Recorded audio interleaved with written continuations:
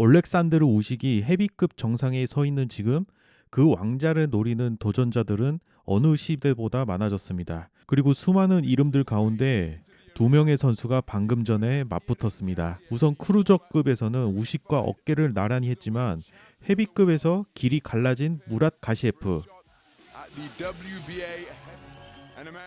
그리고 클리츠코와 앤서니 조슈아라는 당대 최고의 헤비급 복서에게 벽에 막혀왔던 쿠블라 플레프의 대결입니다.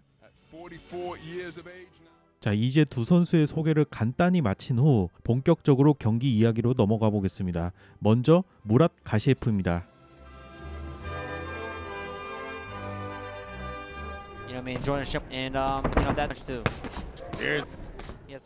무랏 가시에프는 유연한 머리 움직임으로 상대의 파고든 뒤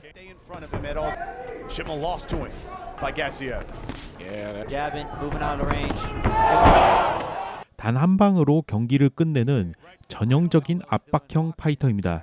이 전략은 크루저급에서 가시에프를 공포의 대상으로 만들었습니다. 머리 움직임은 유연하지만 동시에 매우 단단해서 상대의 펀치를 견뎌내며 오직 그 한 방을 위해 모든 것을 집중하는 스타일이었습니다.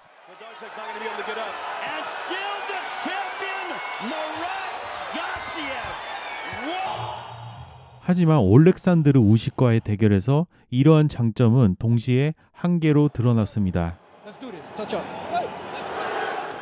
스텝이 뛰어난 우식은 가시에프가 타깃을 잡는 순간 그 자리에 존재하지 않았고 활발한 푸더크와 다양한 각도에서 나오는 공격에 가시에프는 12라운드 내내 끌려다니며 패배를 기록했습니다.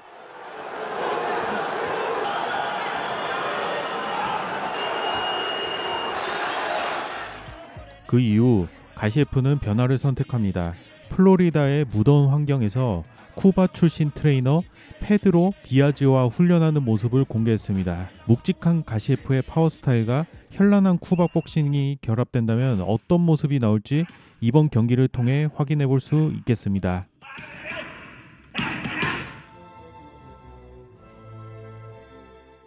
다음은 쿠블라 플레프입니다.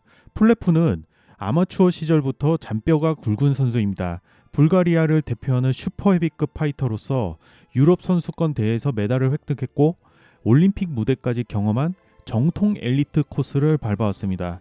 프로로 전향한 이후에도 아마추어 기반은 경기 운영 능력에서 그대로 드러났고 특히 힘의 원천인 두꺼운 코어와 균형 잡힌 체형은 헤비급에서도 확실한 장점으로 작용했습니다.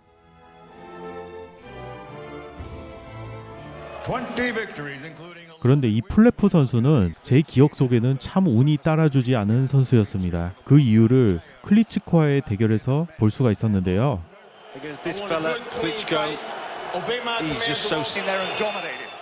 클리츠코가 긴 리치를 활용해 스트레이트 계열 공격을 중심으로 경기를 풀어나간다는 점을 파악한 플레프는 오히려 양손을 더 길게 뻗으면서 클리츠코의 잽보다 먼저 타격하겠다는 전략을 선택했습니다. 이 장면을 보면서 저는 개인적으로 이건 좋은 생각이다라고 느꼈고 실제로 경기 초반에는 어느 정도 효과를 보는 듯 했습니다.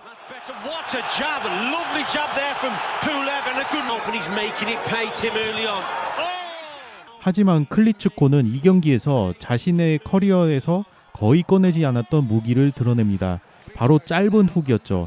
그 한 방에 플레프는 다운됐고 그 이후 두 번째, 세 번째 다운 역시 같은 패턴으로 이어지며 경기는 그대로 종료됩니다. 클리츠코는 새로운 무기를 보여준 것이 아니라 숨겨왔던 무기를 굳이 꺼낼 필요가 없을 만큼 강했던 챔피언이었다는 점입니다. 이 모든 과정을 겪은 플레프는 이제 44세라는 결코 젊지 않은 나이에서 자신의 커리어 마지막 불꽃을 태우기 위해 무랏 가시에프의 도전을 선택합니다.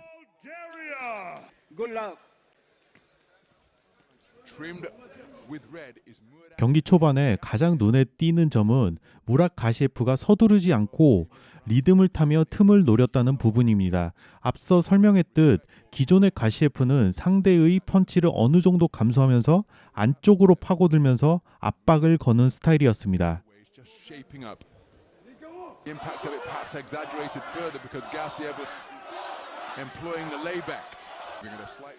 그리고 2라운드에 들어서자 가시에프는 자신의 장점인 압박을 다시 꺼내 보입니다. 다만 예전처럼 깊게 파고들진 않습니다. 여기서 우리가 짚어봐야 될 포인트는 아무리 강력한 무기라도 남발해서는 안 된다는 점이죠. 가시에프가 아무리 뛰어난 압박 능력과 강력한 훅을 갖고 있다 하더라도 이를 반복적으로 사용하면 세계적인 수준의 선수들은 금세 적응하고 대응하게 됩니다. 그래서 가시에프는 그 강력한 한 방을 쉽게 꺼내지 않습니다. 상대가 먼저 들어오기를 기다리며 결정적인 순간을 준비하는 모습이죠. 이번 경기에서 보인 가시에프는 자신의 장점을 유감없이 보이기보다는 숨길 줄 아는 한 단계 성숙한 파이터가 됐습니다. 또 이 장면에서 중요한 건 가시에프의 움직임이 상대에게 심리적인 압박을 준다는 점입니다.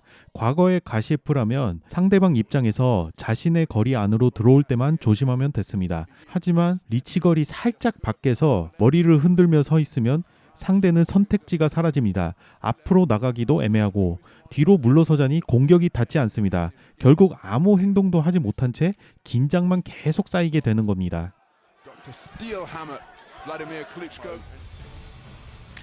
And just click up again. There is left jab. He's also using it to dictate Flash about his rock-solid fundamentals, reaching for a left. 자, 3라운드에 들어서자 가시에프는 압박의 강도를 한 단계 더 끌어올립니다. 그런데 여기서 흥미로운 장면이 나옵니다. 지금까지 거의 볼 수 없었던 백스텝을 섞기 시작한 것이죠. 이 백스텝은 지쳤다던가 데미지가 쌓여서 나오는 움직임이 아닙니다. 상대가 따라오 들어오며 펀치를 내는 순간 그 공격을 받아주고 동시에 카운터를 마치겠다는 계산된 선택이었습니다. Difficult to ruffle. It's not been one of those fights where bundles of punches have been thrown. Not yet. 4라운드에 들어서자 가시에프는 확실히 공격적으로 나서기 시작합니다. 그런데 여기서 조금 특이한 장면이 나옵니다. 겉으로 보면 잽싸움처럼 보이지만 앞손인 왼손이 계속 플랫프의 명치 쪽으로 향하고 있습니다. 그리고 뒷손인 오른손은 꾸준히 바디를 노리고 있습니다. 잠시 후 그 이유를 알 수 있습니다. 보통의 가시에프라면 이 정도 거리가 붙는 순간 단 한 방으로 경기를 끝내려 했을 것입니다. 하지만 이번에는 그렇지 않습니다. 앞손은 명치로 뒷손은 바디로 차곡차곡 때려주며 플랫프가 계속 신경 쓰게 만들고 있습니다. 이는 단순한 공격이 아니라 다음 장면을 위한 준비 작업에 가깝습니다. And he really is stepping into it, looking for the left hook to the head. And this Pulev responds with a right cross up foot and pushed the bigger man backwards. And he's sneaking in the left hand around the corner once again, but couldn't quite find the range. There's a left jab, right cross, left upper. Gassiev is trying to get some head movement going on. 이런 셋업은 바로 이 한 장면을 위해서였습니다.